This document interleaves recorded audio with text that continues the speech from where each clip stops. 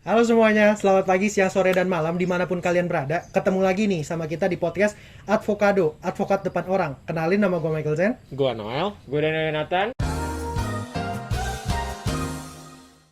Kita tuh hari ini bakal bahas topik yang sebenarnya kurang begitu penting sih, dan kadang agak ngebingungin. Tapi cuman ini tuh bikin penasaran banget bagi orang umum. Topik apa sih tuh?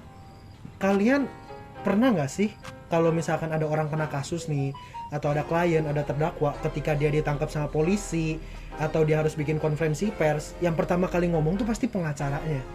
Iya Bukan bener yang banget sih, bersangkutan. bener banget. Bener kan? Iya. Apalagi kalau misalkan kalian tahu nih, belakangan ini ada kasus Marcel Widianto yang pas dia beli film-film itu tuh, yang pertama kali ngomong ke publik kalau misalkan M itu Marcel Widianto, itu pengacaranya loh. Iya kalau dilihat-lihat lagi pengacara jadi kayak juru bicara sih ya. Iya, bingung gak sih? Tapi apa yang bukannya itu tugasnya dia sebagai mewakili kliennya ya? Emang iya. Kayaknya begitu sih. Gimana kalau kita tanya temen gue aja? Temen gue ada yang baru riset sih tentang masalah itu. Oh iya, boleh. Gue telepon Temen aja lu ya. bisa kan ditelepon sekarang? Iya, ini gue telepon aja ya. Oke. Coba kita telepon nih. Halo Kevin. Kevin. Halo Noel, iya kedengeran. Halo. Iya, jadi gue sama temen gue lagi nongkrong nih. Kita ada pertanyaan mengenai topik yang waktu itu lu jadi bahan riset lu. Nih, pertanyaannya temen gue yang sampein ya. Nah, Cap, kalau misalkan lu kemana abis riset tuh, gue tuh punya pertanyaan. Emang pengacara sama nggak sih? Sama kayak juru bicara nggak sih? Pengacara sama dengan juru bicara itu ada enggak sama.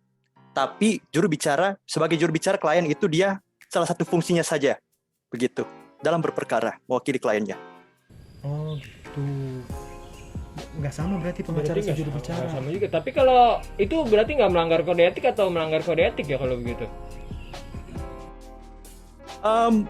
Menjadi juru bicara dari klien itu enggak melanggar kode etik.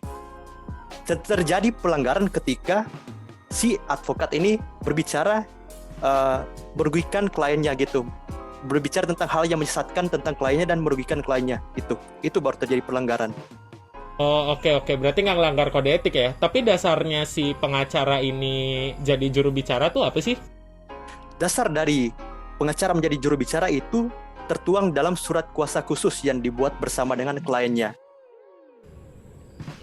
Perlu ada klausul-klausul khusus nggak buat dituangkan di surat kuasa itu mengenai jadi juru bicara ini? Ada baiknya perlu, tetapi dapat dibicarakan secara lisan. Misalnya awalnya tidak diperlukan soal dia menjadi juru bicara, tapi sewaktu-waktu dapat dibicarakan oleh klien kepada advokatnya, begitu. Oh gitu, teman-teman, jadinya benar-benar pengacara base-nya tuh surat kuasa. Surat kuasa. Jadi pengacara itu bukan juru bicara, tapi pengacara ini bisa ngewakilin suara si kliennya, asalkan dituangin di surat kuasa ya. Iya Benar. gitu. Oh. Berarti Cap, Gimana? gue mau nanya nih. Berarti di surat kuasa khususnya itu wajib nggak sih ditulis kalau misalkan dia diwakilin buat mewakili jadi juru bicara, atau nggak perlu ditulis asalkan ada pembicaraan aja gitu? Sama seperti yang aku bilang tadi, ada baiknya perlu dicantumkan dalam surat kuasa khususnya. Selain tentunya advokat akan mewakilinya dalam lingkup dalam persidangan maupun di luar persidangan. Dalam konteks dia masih memiliki keterikatan hubungan hukum antara dia dengan kliennya, antara advokat itu dengan kliennya, begitu. Tapi meskipun tidak dituangkan dalam surat kuasa khusus, bisa dibicarakan. Oh, berarti simple sebenarnya ya. Iya. Nggak melanggar kode Gue mau etik nanya juga. lagi dong. Jadi kan benar-benar dasarnya itu surat kuasa. Kalau kayak gitu ada jangka waktunya nggak sih? Si pengacara itu bisa jadi juru bicara?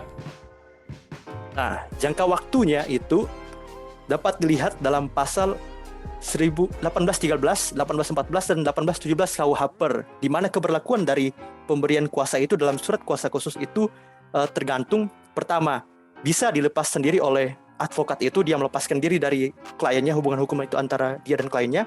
Kemudian kedua, kliennya bisa menarik kembali surat kuasanya itu, jadi pemberian kuasanya itu dapat ditarik kembali oleh klien. Dan ketiga, ketika klien tersebut meninggal dunia, secara otomatis hubungan hukum yang tercipta itu putus, begitu. Oh, gitu. Oke gitu. Simple berarti ya. Iya. Gampang sebenarnya. Ya, berarti benar-benar atas surat kuasa gitu ya. Iya. Berarti pergantungannya Oke surat deh, kuasa. makasih banyak Kevin ya. Ya, sama-sama. Berarti gampang ya sebenarnya. Berarti bergantungnya sama surat kuasa. Sama surat doang. kuasa. Jadi pengacara itu nggak sama kayak juru bicara, tapi tergantung sama surat kuasanya itu. Iya, Berarti benar banget. kelar nih udah nih pembahasan kita ya. Iya. Udah kelar nih. Iya. Berarti terima kasih teman-teman yang udah nonton nih podcast kita hari ini. Sampai jumpa di next episode ya. Dadah. Dadah.